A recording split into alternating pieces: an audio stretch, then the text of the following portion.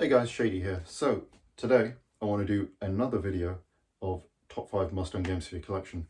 And today I'm going to talk about the final of the three 7th gen systems. I mean, it only makes sense. I did look a video on PS3, I did one on 360. Now let's do one for the Nintendo Wii. The Wii is a really cool system because it sold like an insane amount, over 100 million units. It was like, it dominated that generation in terms of console sales. But people don't look back at it very fondly because they just think about like, shovelware, motion controls, gimmicky stuff.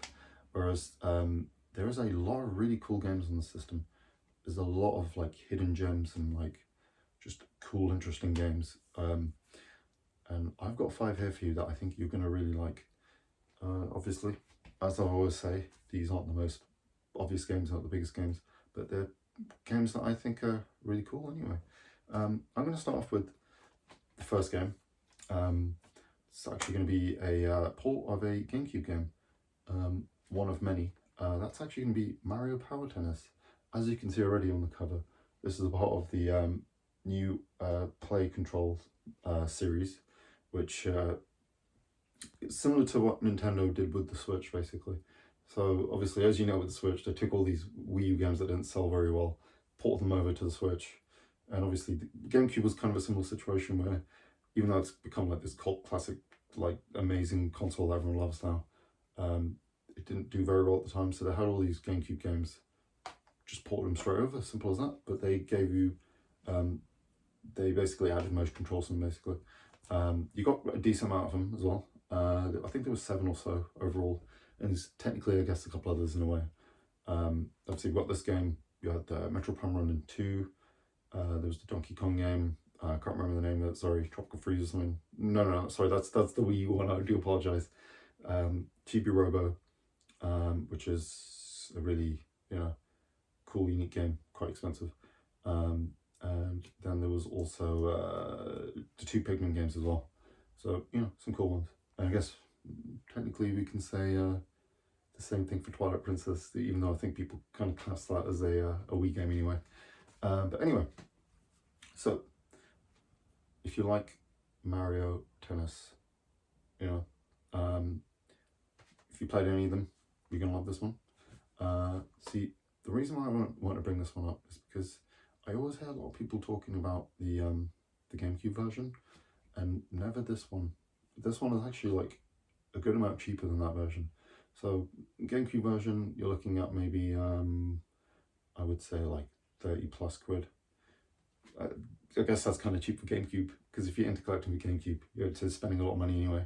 But this version was only $5 or £5, sorry, which is the currency where I'm from.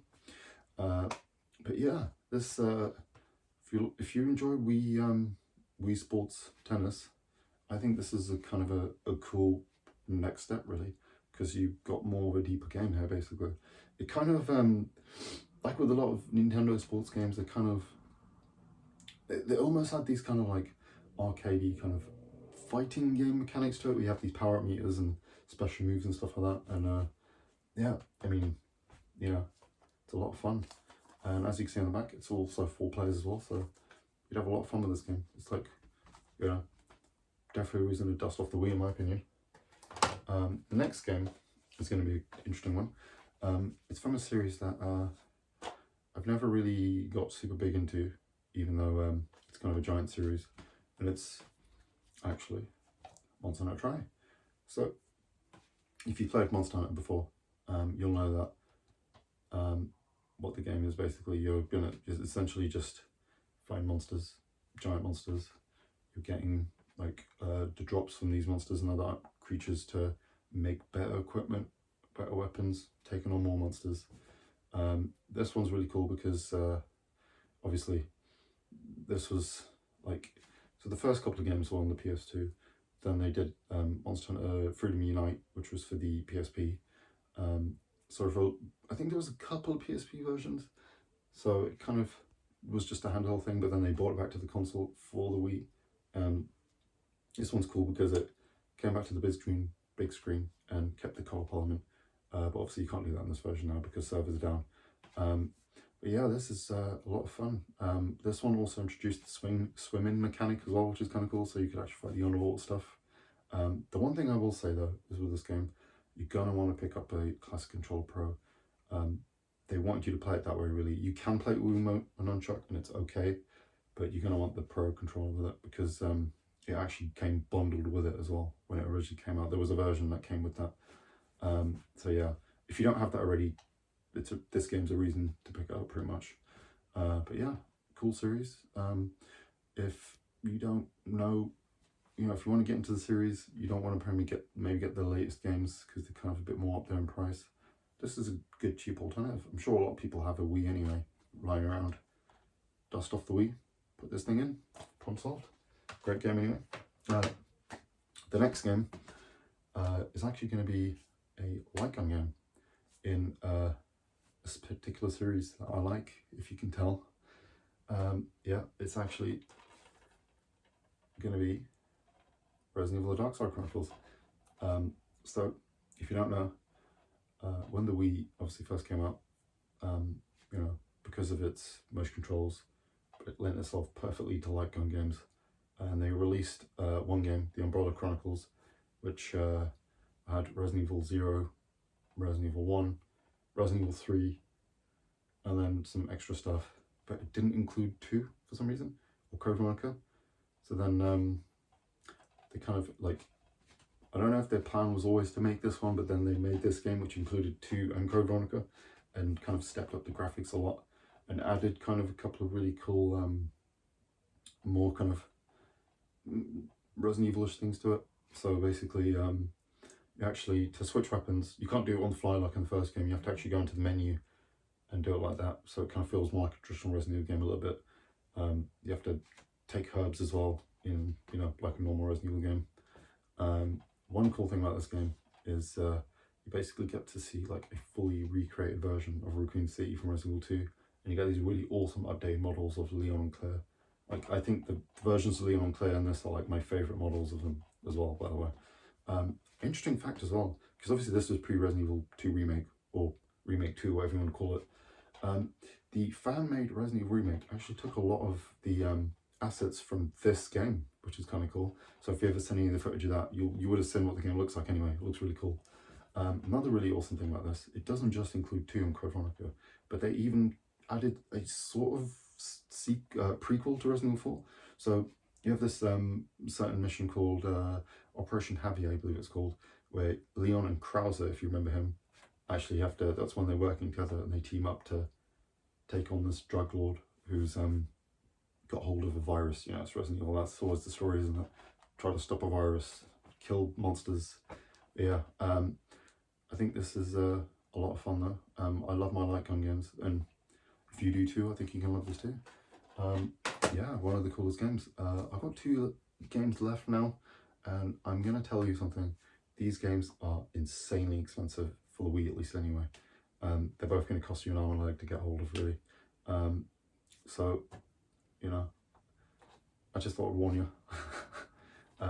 Generally, the Wii games aren't that expensive, but yeah, some of them are kind of expensive.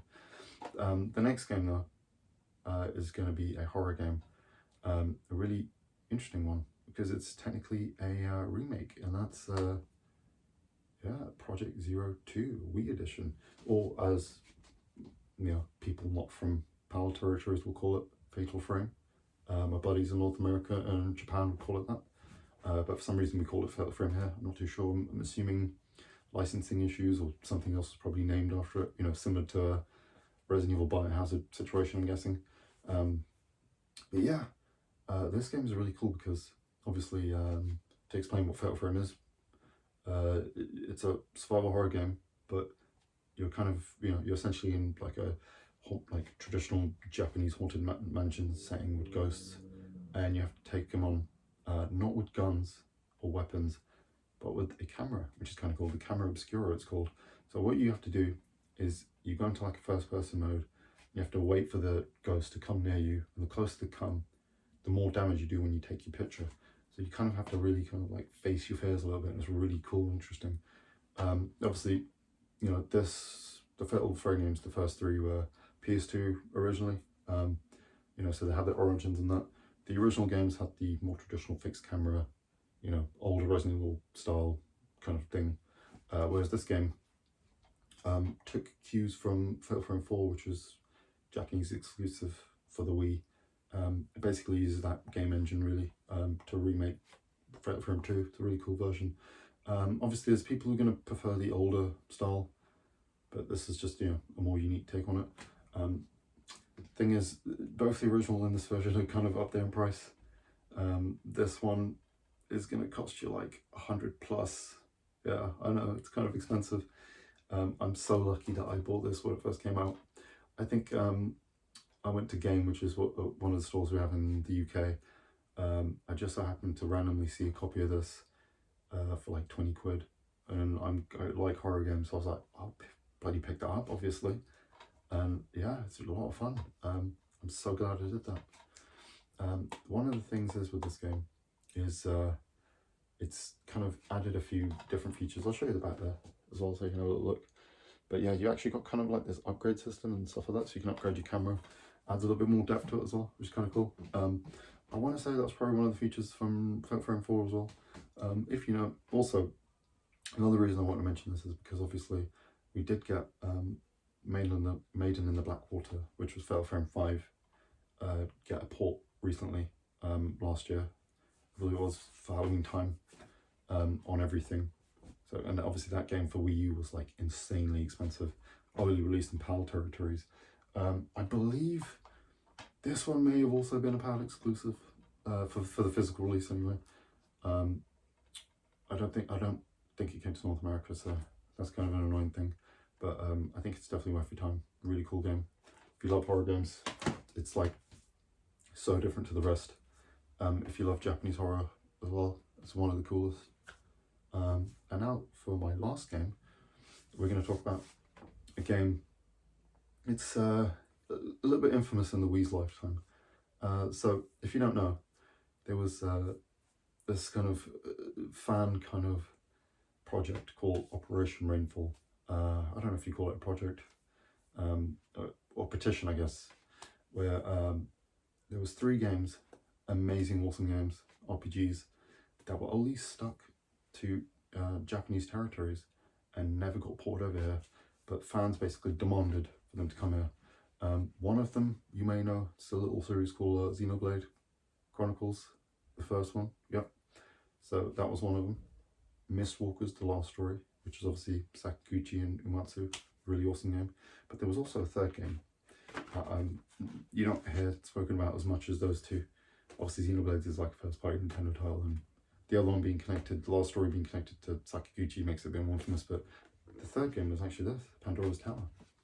See, this is a really awesome game. So it's an action RPG, and what makes this game really interesting, it kind of feels like a cross between Nier and Shadow of the Colossus, which sounds like a strange mix, but it's kind of cool. So you basically have the main dude and his girlfriend here. I think it's Aaron and Elena are their names.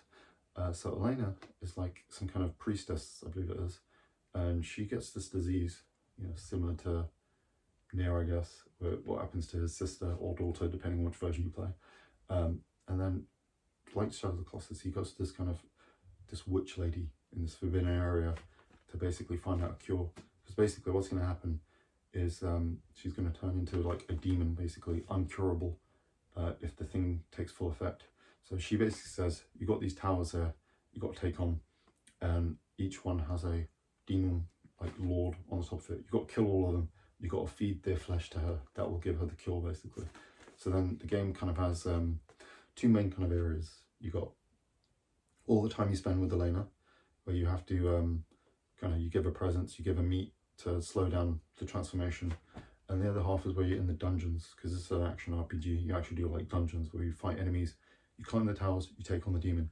But the thing is, there's kind of like a timer in this game, so you can't just spend all your time taking on the towers. You have to actually go and spend time with Elena and make sure that she's safe and not turning. Yeah, so it's really a unique and interesting game, but it's not kind of, hasn't reached that kind of cult status or anything just yet, but it's I just thought I really want to mention this one. As you can see, I picked this as all the sticker I have from when I picked out day one. The game alone now is, I think, about 50, and obviously this collector's edition you're looking at about 100 plus. But I mean, you know, for a collector's edition that's okay, I guess. But you know, unlike Project Zero, it's just the game on its own is 100 quid. I'm actually going to show you the inside the collector's edition as well, as I've got it here. You may as well, right? It's not the most amazing, but it's still cool. One really awesome, unique thing about this is one of the few games, maybe even the only game on the Wii that we have here that's in an awesome friggin' black case. It's super cool. I remember hearing that in Japan, all of the mature games had these kind of black covers to them, and I think when they translated it here, they just decided to keep it. I hope that's true because I just said it on a video, but I believe it's true. Yeah, so you get the version of the game, obviously. There's the disc, there's the manual. Disc looks really cool. That's the one of the towers there. And obviously, standard, you always get a steel book. This is a really cool one because you open it up and you get the full image there. It comes with the, that's the bigger guide with all the other languages for the European territory. And then you also get another really cool thing, an awesome little hardcover mini art book. This one's kind of cool, man, because you get like, there's the land itself, and you get, you know, a little bit of a explanation about the characters and the world and stuff. So it's a little bit more in depth than like, you know, just standard strategy guide. I don't want to spoil too much. Yeah, there's the main lady. Obviously, this is the witch lady who's helping you out. But yeah, a really cool edition, collector's edition. Definitely worth picking up. Again, just like with Monster Hunter, this is another game where you're going to want to try it out with the Class Controller Pro. It does work quite well with the Wii though, and it makes good use of the gesture controls, because one of the weapons he has is like this kind of chain thing, and you can kind of flick it and you kind of point with the aimer, with the pointer. You aim with the pointer to like target enemies, which is cool. So it works really well with the Wiimote nunchuck actually. Yeah, it's a really awesome game. Definitely worth your time. Anyway, that's going to be the end of this video. I hope you enjoyed. If you did, if you found this video somehow in the YouTube ether, then, you know, like, subscribe for more. Obviously, I'm planning to do a lot more content. This is only just the start of my channel. Hope you enjoyed, and have a great rest of your day.